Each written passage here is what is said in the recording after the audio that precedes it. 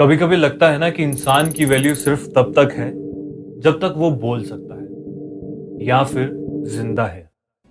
लेकिन जब वो चला जाता है तो सब कुछ, हर एक दोष, हर एक इल्जाम उस पर डाल दिया जाता है। इंसान खत्म तो सब कुछ खत्म, और बाकी सब जैसे चुप्पी ही साध लेते हैं, जैसे कुछ हुआ ही ना हो।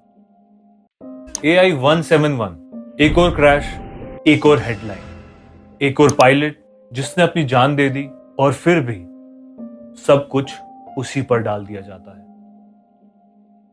मीडिया ने बोला pilot error, air traffic control ने बोला उनकी जजमेंट गलत थी।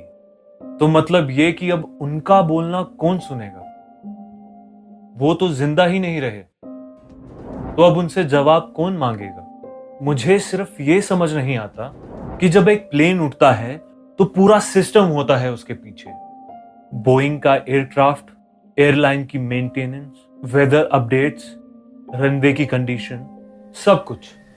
पर जब क्रैश होता है तो ब्लेम सिर्फ एक इंसान पे,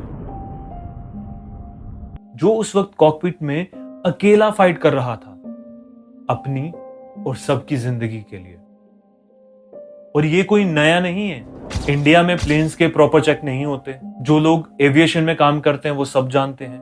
कितनी बार फ्लाइट्स आपको टाइम पे मिल जाती है, डिले नहीं होती, बिकॉज सेफ्टी को कितनी बार इग्नोर कर दिया जाता है ताकि फ्लाइट्स टाइम पर निकल जाए।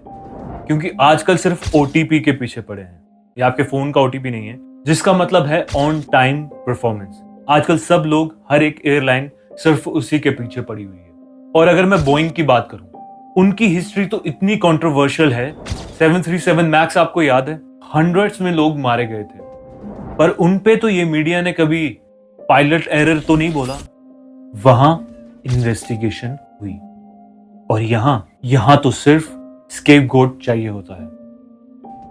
मुझे सबसे ज्यादा ये देखकर दुख होता है कि उनकी फैमिलीज क्या फील कर रही होंगी। जितने कैबिन क्रूज थे, जितने पैसेंजर्स थे, जरा सोचिए। और सबसे ज्यादा पायलट्स के, जिनके ऊपर सारा दोष डाल दिया गया। क्योंकि कंपनीज अपने ऊपर तो कभी नहीं लेंगी, क्योंकि उनको लॉन्ग टर्म के लिए चलना है, काम करना है, बोइंग को भी, एयर इंडिया को भी। लेकिन पायलट्स, पता है वो चले गए, अब कौन जवाब देगा, कौन उनसे पूछेगा? वो क्या ही अपने तरफ से अपनी बात रख पाएंगे? Just blame the dead. उनकी फैमिलीज क्या फील कर रही होंगी? अपना बेटा, पति, भाई या बाप एक हीरो था, और उसका नाम तक नहीं बचा पा रहे हैं। क्या सिर्फ इसीलिए कि वो जिंदा नहीं है? क्या इस देश में जो डेड हैं, क्या उनके लिए भी इंसाफ नहीं बचा? आखिर कब तक ये चलेगा? और कब तक हर बार हम ब्लेम ऐसे बंदे पर लगाते रहेंगे जो बोल भी नहीं सकता, अपनी बात भी नहीं रख सकता? आखिर कब तक सब कुछ ढक दिया जाएगा? वो पायलट शायद गलती नहीं कर रहा था, वो फाइट कर रहा था। उसने सब कुछ ट्राई किया, सबको बचाने की कोशिश करी, लेकिन सिस्टम फेल हुआ। लेकिन ब्लेम उसी पर डाल दिया गया। मैं ये वीडियो इसलिए नहीं बना रहा कि व्यूज आए, मैं इसलिए बना रहा हूं क्योंकि दिल टूट गया। मुझे दरअसल आज इस न्यूज के बारे में पता चला, और मुझे बहुत दुख हुआ। और मैं ये ऐसे बोलना चाहूँगा कि सूत्रों के हवाले से पता चला है कि बोइंग की इसमें बहुत बड़ी एक गलती है।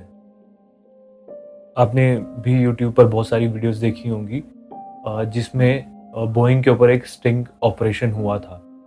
तो वहाँ पे उनके खुद के एम्प्लॉयज़ ने मना कर दिया था कि हम कभी बोइंग के किसी भी एयरक्राफ्ट पे, जो 787 है, ऐसे वाले, इन पर ट्रैवल नहीं करेंगे खुद। अपनी फैमिली को लेकर तो बिल्कुल भी नहीं।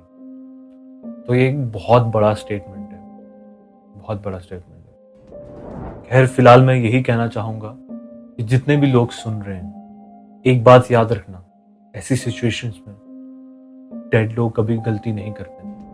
बस उनकी कहानियां दबा दी जाती, उनके गले दबा दिए जाते हैं। और आजकल की हमारी इंडियन मीडिया को तो आप सब लोग जानते ही हैं। आजकल वो भरोसे लायक रही नहीं है।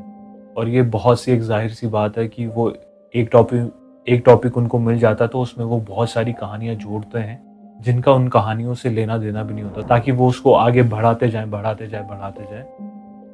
For the TRP, in the memory of all those who couldn't speak for themselves. Justice for AI 171.